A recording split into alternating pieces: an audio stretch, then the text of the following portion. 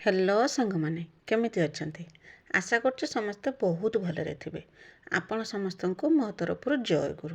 ठाकुरन डाकुछि आपण भलरे रुहंतु, सुस्थरे रुहंतु, आपणकर पूरा दिनटी मंगलमय हो आउ भलरे भलरे कटि जाऊ। तो मु भी भलरे अछि। सबुदिन भले हेइ जा गोटे सुंदर सकाळ आरंभ आउ ए सुंदर सकाळ आउ गोटे फ्रेश आउ नुआ ब्लॉग को मु पुष्प आपण समस्तंको स्वागत करछि। सबुदिन भाया आज भी से रकम सकाळ टाइम सब तो सकाळ टाइम ब्लॉग स्टार्ट करते पूरा सकाଳେ तो केतेबेले करना 7टा 7:30 बेले तो एमती भाव में मो ब्लॉगटा स्टार्ट कर दिन सारा तो मत फुर्सत मिलूना कौन करी। तो सकाळ टाइम जेहेतु गदुआर काम दाम सब सर बासन किंतु मु धोई ना आगर पलि आसनी चा बनवाई तो मिस्त्री आसिक भी पहुँची गले घर कम कि तो मुझे एका चा बनईदेमी मु भी पीमी। बाबा आजिकल आउ चा पीऊना केतेबेले जदि मन हो पीउछंती न ना बिल्कुल से चा पीऊना कहते चा तांका देहरे आउ जाऊना। तो से चा पीवा लोक मु एकला भाई तो नहांती भाई ड्यूटी जाइछंती मु एकला चा पीमी कहीं से मु अपेक्षा करते जो मिस्त्री आसती भी बनईमी मु भी टिके चा पीदेमी। तो गैस पाखक आसनी आसिक गैसटा टी पोछापोछि करदेनी पोछापोछि करदेकी चा बसईदेनी चा बसई देकी मिस्त्री की देती पीवा आपर मु भी बसिक टे चा पी देती आ चा पी दे सारापर पलि आसनी ट्यूबवेल पाखक बासन धोवाई कि आ बासन धोवा पूर्व मुझे गाई भी दुईकी धिनिकी पलि आसनी।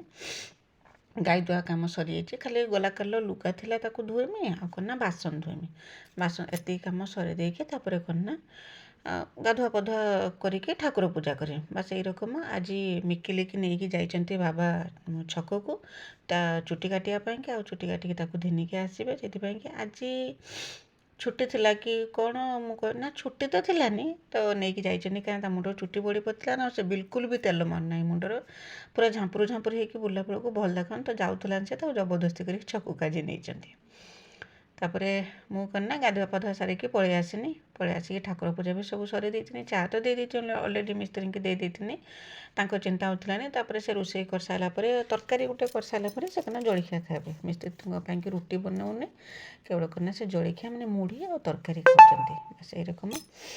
तो गाधुआ पाधुआ सरेकी आसला किचेन हालत देखुए क्या रकम बासन कुसन सब धोईकी आनती सब गुछेकी रखी ना सब से रकम अलरा होकर रही गुछेमी दिन प्राय 2 थर 3 थर मत बासन गुछा पड़ जाऊँगी कहीं जहाँ भी गोटे गोटे बाहर पुणी ताकू करना खेला हो तरकारी रंधाना बासन कुसन भल मद खेला गुछेकी रखुची तो एपटे काम भी सब हो बस ये रकम काम मोर चलती। तो बाबा जी नहीं जाते मिकिली की चुटी काटियापाई चुटी काटिकी धिनिकी पलि आसला कहले करना मत बहुत जोर से भोक लगे मत खावा दियो तो कौन खावा देमी कहले करना मत पखाड़ जदि अच्छी खावा दियो आज पखाड़ खाईदेमी मुझे एपर्तंत किसी तरकारी करनी तो गाधेकी आसनी कौन देमी कहले जहाँ भी हो आचार पिज हो पचे आ बाबा करना भोक नागिनी से 5 मिनिट भी अपेक्षा करें जहाँ मिल से खाईदेवी सर कम ना तरकारी करने अपेक्षा करमी तरकारी करने कि मु खाइबी पखाड़ खाइबी कि रुटी खाइबी किसी नहीं से रकम नुहे भोक नगे मैंने रुटी जदि किसी ना तो क्षीर नगेकी रुटी खाईदेवे जो तरकारी नुहे आ पखाड़ करना आचार नगेकी भी खाईदेवे।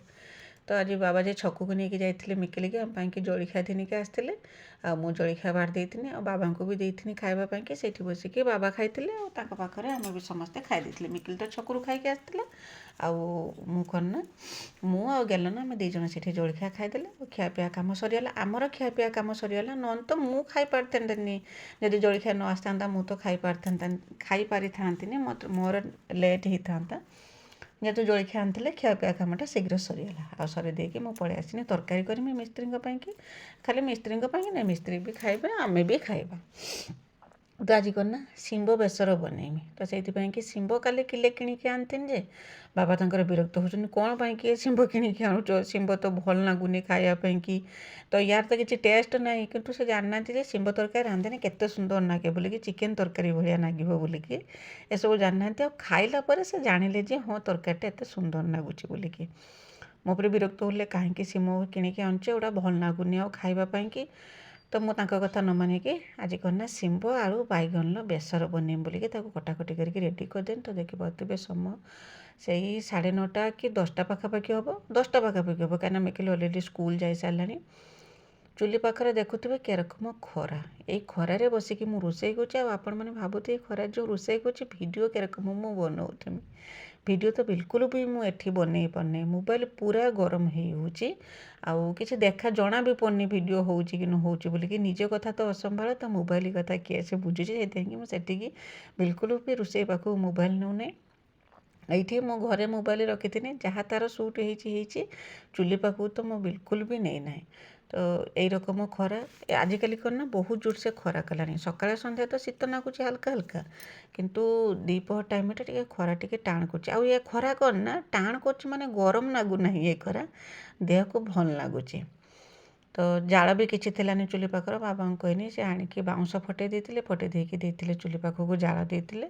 ଆଉ ମୁଁ ଏପଟରେ କ'ଣ ନା ଚୁଲି ପାଖରେ ଯେଉଁ ପରିବାପତ୍ର ସବୁ କାଟି କୁଟିକି ରଖିଥିଲି ତାକୁ ସବୁ ନେଇକି ଚୁଲି କତିରେ ରେଡ଼ି କରିଦେଇକି ସେଇଠି ବସିମି। ଆଉ ତରକାରୀ ରାନ୍ଧିବା ସମୟରେ କି ରୋଷେଇବାସ କଲା ସମୟରେ ମୁଁ ଆଉ ସେଠି ବସି ପାରୁନାହିଁ। ତ ଚୁଲିରେ ବସେଇ ଦେଇକି ଯାହା ବି ଦରକାର ଜିନିଷ ଚୁଲିରେ ବସେଇ ଦେଉଛି। ବସେଇ ଦେଇକି ଆସିକି କ'ଣ ନା ଭିତରେ ବସୁଛି, ଘର ଭିତରେ। ଆଉ ହେଇସାରିଲା ପରେ ଯାଉଛି ବଘାରିବା ପାଇଁକି। ତ ଏଇ ରକମ କାମ ମୋର ଚାଲିଛି। ଦେଖିବା କେତେ ଦିନ ମୋର ଏ ଦୁଃଖ ତ ମୋର ନୁହେଁ, ମିସ୍ତ୍ରୀ ମୋତେ ଦୁଃଖ ଦେଉଛନ୍ତି। କାହିଁକିନା ସେମାନେ ପକ୍କା ମିସ୍ତ୍ରୀ ଯେ, ସେମାନେ ଆସୁନାହାନ୍ତି ନା ରେଗୁଲାର କାମକୁ। ଯଦି ରେଗୁଲାର ତ କାମ ଆସନ୍ତେ, କାମ ଶୀଘ୍ର ସରିଯାଆନ୍ତା। କିନ୍ତୁ ସେମାନେ ଆସୁନାହାନ୍ତି। ଖାଲି ଯେ ସେ ଆମରି ଘରେ କାମ କରିବେ ସେଇଟା ନୁହେଁ, ସେ କେତେ ଲୋକଙ୍କର କାମ ଧରିଛନ୍ତି, ତାଙ୍କ ଆଡ଼େ ବି ଯାଉଛନ୍ତି, ତାପରେ ଆମ ଆଡ଼େ ବି ଆସୁଛନ୍ତି। ଯେଉଁଥିପାଇଁକି ଲେଟ୍ ହେଉଛି। ମୁଁ ତ 8-15 ଦିନ ଭାବିକି ଏଇଠି ଇଟା ଦେଇକି ଚୁଲି ବନେଇଥିଲି, ସେ 8-15 ଦିନଟା ମୋତେ 2 ମାସ ହେଇଗଲାଣି। ତ ଭାବିପାରୁଥିବେ ଖରା ଆସିନେ କେତେ କଷ୍ଟ ନ ହେଉଥିବ ସେଠି ରୋଷେଇ କରିବା ପାଇଁକି। ତ ଯାହା ହଉ ଚୁଲି ଲଗେଇଦେନି। ବାବା ତ ସବୁ ବାଉଁଶ ଫଟେଇ ଦେଇକି ଜାଳ ରେଡ଼ି କରିଦେଲେ ମୋ ପାଇଁକି। ଆଉ ଚୁଲି ଲଗେଇଦେନି। ଚୁଲି ଲଗେଇ ଦେଇକି ଶିମ୍ବ ବେସର ବସେଇ ଦେଇଥିଲି। ବେସର କ'ଣ ସମସ୍ତେ ତ ଜାଣିଥିବେ, ଶିମ୍ବ ତରକାରୀ। ଶିମ୍ବ ଆଳୁ ବାଇଗଣକୁ ମୁଁ ଟିକେ ସିଝେଇ ଦେଇଥିଲି। ସିଝେଇ ଦେଇକି ହାଲକା ସିଝେଇ ଦେଇଥିଲି। ସିଝେଇ ଦେଇକି ବେଶୀ ସିଝିଗଲେ ନା ଶିମ୍ବଟା ପୁରା ଖୋଲିଯିବ, ସେଥିପାଇଁକି ଭଲ ଲାଗେନି। ହାଲକା ଟିକେ ସିଝେଇ ଦେଇଥିଲି। ସିଝେଇ ଦେଇକି ତାକୁ ବାହାର କରିଦେଇକି ତା ଦେହରେ ମସଲା କଷି ଦେଇଥିଲି। ମସଲା ଦେଇଥିଲି କ'ଣ ନା ଅଦା ରସୁଣ ପିଆଜ କଞ୍ଚା ଲଙ୍କା ଆଉ ସୋରିଷ ଦେଇକି ତାକୁ କ'ଣ ନା ବାଟି ଦେଇଥିଲି। ମାନେ ମସଲା ତାକୁ କଷି ଦେଇକି ଟମାଟୋ ଦେଇକି କଷିଥିଲି। ଆଉ ମୋର ରେଗୁଲାର ମସଲା ସେଇ ଧନିଆ ପାଉଡ଼ର, କରି ପାଉଡ଼ର, ଏବେ କ'ଣ ନା ନାଲି ଲଙ୍କା ଗୁଣ୍ଡ ଦେଇକି ତରକାରୀକି ଭଲ ରକମ କଷି ଦେଇଥିଲି। କଷି ଦେଇକି ତା ଦେହରେ ଶିମ୍ବ ଯେଉଁ ସିଝେଇକି ଯେଉଁ ରଖିଥିଲି ବାହାର କରିଥିଲି, ତାକୁ କ'ଣ ନା ବଘାରିଦେମି। ପୁରା ମାନେ ଫାଣ୍ଟାଷ୍ଟିକ୍ ବନିଥିଲା ଶିମ୍ବ ବେସର। ଏତେ ସୁନ୍ଦର ଲାଗିବ ବୋଲିକି ମୁଁ ବି ଜାଣିଥିଲିନି। ମୁଁ ତ ଏରକମ ଢେର ଦିନ ଇଚ୍ଛା ଥିଲା ଶିମ୍ବ ବେସର ବନେଇବା ପାଇଁକି, କିନ୍ତୁ ଏତେ ସୁନ୍ଦର ଲାଗେ ବୋଲିକି ସେଟା ମୁଁ ବି ଜାଣିଥିଲିନି। ଆଜି ଖାଇଲା ପରେ ମୁଁ ଜାଣିନି। ଆଉ କ'ଣ ନା ତରକାରୀ ରେଡ଼ି କରିଦେନି। ରେଡ଼ି କରିଦେଇକି ତରକାରୀ ମୋର ହେଇଯାଇଥିଲା, ତାକୁ ଦିନେ ଆସିକି ମୁଁ ଭାତ ବସେଇ ଦେଇଥିଲି ଚୁଲିର। ଆଉ ଭାତ ବସେଇ ଦେଇକି ମିସ୍ତ୍ରୀ ଆସିଥିଲେ ଖାଇବା ପାଇଁକି, ତାଙ୍କୁ ଖାଇବାକୁ ଦେଇଥିଲି। ଆଉ ଖିଆପିଆ ଧୁଆ ମଜା ସରିଲା ବେଳକୁ ତ ଭାତ ହେଇଯାଇଥିଲା। ଭାତ ଗାଳି ଦେଇଥିଲି ନା ଗୋଟିଏ କେବଳ ଯା ତରକାରୀ କରିଥିଲି, ନା 2ଟା ତରକାରୀ ବନେଇଥିଲି। ସଜନା ଫୁଲର ଖଟା କରିଥିଲି, ମାନେ ଚଡ଼ଚଡ଼ି। ଆଉ କ'ଣ ନା ବନେଇଥିଲି ଫୁଲକୋବି ରସା ବନେଇଥିଲି। ଆଉ ବାଡ଼ିରେ ଯେ ଗଲାକାଲି ତ ଭିଡ଼ିଓରେ ଦେଖିଥିବେ, ବାଡ଼ିରେ ଯେତିକି ଫୁଲକୋବି ହେଲା ବାବା ତ ସବୁ ଉପାଡ଼ିକି ଦିନେ ଆସିଥିଲେ।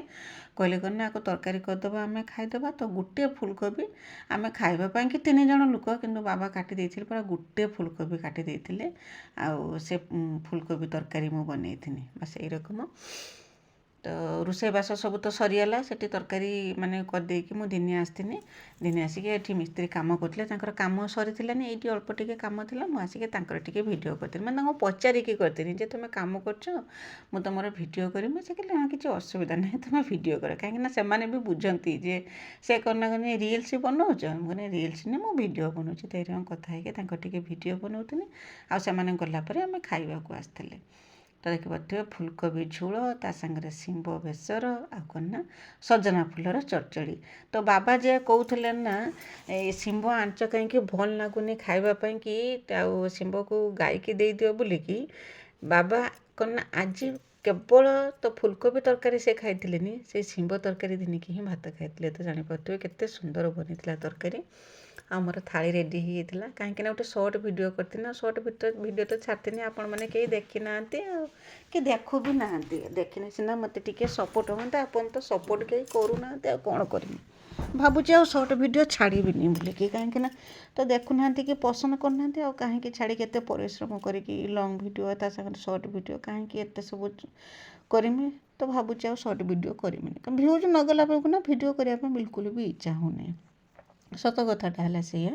ତ ଖିଆପିଆ କାମ ଦାମ ସରିଯାଇଥିଲା। ବାସନ କୁସନ ଧୁଆଧୁଇ କରିଦେଇଥିଲି। ସମୟ ହେଇଯାଇଥିଲା ବେଳଉଳି। ଆଉ ବେଳଉଳି ମାନେ ସେ 4ଟା 4:30 ହେଇଯାଇଥିବ। ମୁଁ ଆଉ ଘଣ୍ଟା ଦେଖିନାହିଁ। କାମ କଲାବେଳେ ଘଣ୍ଟା ଦେଖିବା ପାଇଁକି ବି ସମୟ ମିଳେ ନାହିଁ। ତ ପଳେଇ ଆସିଥିଲି ଛାତ ଉପରେ ଧାନ ଶୁଖା ହେଇଥିଲା। ଗଲା କାଲି ତ ଦେଖିଥିଲେ ଧାନକୁ ତୁଳେଇ ଦେଇଥିଲି, ଧାନ ଶୁଖିଥିଲାନି। ଆଉ ଆଜି କନା ଆସିଛି ଧାନ ଶୁଖିଯାଇଛି, ତାକୁ କନା ବସ୍ତା କରିଦେମି। ବସ୍ତା କରିଦେନେ ରେଡ଼ି ହେଇଯିବ। ଆଉ କେବଳ ଯା ମେସିନ୍ ପାଖକୁ ଯିବ, ଧାନ ଭଙ୍ଗା ହେଇକି ଚାଉଳ ବାହାରିବ। ତ ମୋ ଭିଡ଼ିଓରେ ଏମିତି ଯୋଡ଼ି ହେଇକି ରହିଥିବେ। ଭିଡ଼ିଓକୁ ଆରମ୍ଭରୁ ଶେଷ ପର୍ଯ୍ୟନ୍ତ ଦେଖୁଥିବେ। ଯଦି ଭିଡ଼ିଓ ଆପଣଙ୍କୁ ପସନ୍ଦ ଆସୁଥିବ ତ ଚ୍ୟାନେଲକୁ ସବସ୍କ୍ରାଇବ୍ କରିକି ଭିଡ଼ିଓକୁ ଲାଇକ୍ ଟିକେ କରିଦେବେ। ଆଉ ଛୋଟ ସ୍ନେହ ଭରା କମେଣ୍ଟଟେ ମୋ ପାଇଁ ଲେଖିଦେବେ ଯେ ମୋ ଭିଡ଼ିଓ ଆପଣଙ୍କୁ କେମିତି ଲାଗୁଛି ବୋଲିକି। ଆଉ କେହି ଯଦି ନୂଆ କରିକି ମୋ ଭିଡ଼ିଓ ଦେଖୁଛନ୍ତି ତ ପ୍ରଥମେ ମୋ ଚ୍ୟାନେଲକୁ ସବସ୍କ୍ରାଇବ୍ କରିଦିଅନ୍ତୁ, ଯାହାଦ୍ୱାରା କି ମୁଁ ଯେତେବେଳେ ବି ଭିଡ଼ିଓ ଛାଡ଼ିମି ସର୍ବପ୍ରଥମେ ଆପଣ ହିଁ ମୋ ଭିଡ଼ିଓ ଦେଖିପାରିବେ। ଆଉ ମୋ ଭିଡ଼ିଓକୁ ଆପଣଙ୍କ ଫ୍ୟାମିଲି ଫ୍ରେଣ୍ଡମାନଙ୍କ ସହିତ ଟିକେ ସେୟାର କରିଦିଅନ୍ତୁ। ମୋତେ ବି ଟିକେ ସପୋର୍ଟ ହେବ, କାହିଁକିନା ଆପଣଙ୍କର ସପୋର୍ଟ ଆଉ ଭଲ ପାଇବା ମୋତେ ୟୁଟ୍ୟୁବରେ ଭିଡ଼ିଓ ବନେଇବା ପାଇଁ ପ୍ରେରଣା ଯୋଗାଉଛି ଆଉ ସାହସ ମଧ୍ୟ ଦେଉଛି। ତ କମେଣ୍ଟ ଯେଉଁମାନେ ହିଁ ମୋତେ ଭଲ ପାଉଛନ୍ତି ସେଇମାନେ ହିଁ କମେଣ୍ଟ ଲେଖୁଛନ୍ତି, ରେଗୁଲାର ସେଇମାନେ କମେଣ୍ଟ ଲେଖୁଛନ୍ତି। କିନ୍ତୁ ଆଉ ଅନ୍ୟମାନେ କେହି ବି କମେଣ୍ଟ ଲେଖୁନାହାନ୍ତି ମୋ ଭିଡ଼ିଓରେ, କି ଲାଇକ୍ ଟିକେ ତ କରୁନାହାନ୍ତି। ସବସ୍କ୍ରାଇବର ବଢ଼ିବା ତ ବହୁତ ଦୂରର କଥା, ବହୁତ ଦୂରର କଥା ସବସ୍କ୍ରାଇବର ବଢ଼ିବା କଥା। କିନ୍ତୁ ଏଇ ଯେଉଁ ଲାଇକ୍ ଟିକେ କରୁନାହାନ୍ତି, କମେଣ୍ଟ ଲେଖୁନାହାନ୍ତି, ସେଇଟା ମୋତେ ଭାରି ଦୁଃଖ ଦେଉଛି। ତ ଯାହା ହଉ, ମୋ ଦୁଃଖ କଥା ତ ମୁଁ ଆପଣଙ୍କୁ ଜଣାଉଛି, କାହିଁକିନା ଆପଣମାନେ ହେଉଛନ୍ତି ମୋ ଫ୍ୟାମିଲି। ସବୁ ଦୁଃଖ ସୁଖ ଆପଣଙ୍କ ସାଙ୍ଗରେ ସେୟାର କରୁଛି ଯେହେତୁ, ତ ଏଇ ବିଷୟଟା ନେଇ ମୋତେ ଭାରି ଦୁଃଖ ଦେଉଛି। ତ ସେଥିପାଇଁକି ଆପଣଙ୍କ ସାଙ୍ଗରେ ଟିକେ ସେୟାର କରିଦେନି। ତ ଆସିକି ଧାନକୁ ସବୁ ଠୁଳେଇ ଦେଇଥିଲି। ସେପଟ ଧାନଟା ଯେ ଠୁଳେଇନି ସେଟା କନା ଚଲା ବନା ହେଇଥିଲା, ଆଉ ସେଥିପାଇଁକି ତାକୁ ବସ୍ତା କରିଦେନି। ଆଉ ଏପଟ ଧାନଟା କନା ଚଲା ହେଇଥିଲାନି, ତ ଠୁଳେଇ ଦେନି। ଠୁଳେଇ ଦେଇ ସାରିକି ଉପରୁ ଧାନ କ'ଣ କରିଥିଲି ନା ବସ୍ତା କରିଦେଇଥିଲି। ଆଉ ଯାହା ସବୁ ତଳି ଧାନ ଥିଲା ସେତିକିନା ଚଲେଇ ବନେଇକି ତାକୁ ବସ୍ତା କରିଦେଇକି ତଳକୁ ଆସିଥିଲି। ଆଉ ତଳେ ଆସିଲା ପରେ କ'ଣ ନା ଧାନ ପୁଣି ପାଣିରେ ଦିଆହେଇଛି ଉଁଷା ଯିବ ବୋଲିକି। ଆଉ ଚୁଲିରେ ତ ପାଉଁଶ ବାହାର କରିମି, ଚୁଲି ପାଖକୁ ଜାଳ ଆଣିମି। ଏଇରକମ ମୋ ଦିନଟା ଆଜି କଟିଯାଇଥିଲା। ସକାଳ ଉଠୁ ସନ୍ଧ୍ୟା ପର୍ଯ୍ୟନ୍ତ, ପୁରା ସନ୍ଧ୍ୟା ପର୍ଯ୍ୟନ୍ତ ଚାଲିଥିଲା। ତାପରେ ଚୁଲିରୁ ପାଉଁଶ କାଢ଼ିଥିଲି, ପାଉଁଶ କାଢ଼ିକି ଘରଦ୍ୱାର ଖରକା ଫୁରକା, ଗାଈ ଆସିଥିଲା, ଲୁଗାପଟା ତୋଳା, କେତେ କାମ। ଏଇରକମ ତ ଜାଣିଥିବେ କେତେ କାମ ନା। ଲୁଗାପଟା ତୁଳି ଦେଇକି ଆସିଥିନି, ଯାଇଥିନି କ'ଣ ନା ଛାତ ଉପରକୁ ଧାନ ଠୁଳେଇବା ପାଇଁକି। ଜାଣିଥିବେ ତ କେତେ କାମ। ତ ଆଶା କରୁଛି ଆଜି ଭିଡ଼ିଓଟି ଆପଣଙ୍କୁ ପସନ୍ଦ ଆସିଥିବ। ଯଦି ପସନ୍ଦ ଆସିଥିବ ଏ ଗାଁର ବୋଉଟିକି ଟିକେ ସପୋର୍ଟ କରିବେ।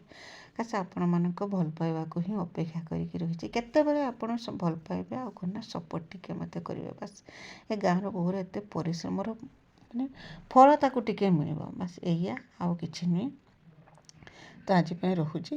ବାଏ ବାଏ, ଜୟ ଗୁରୁ।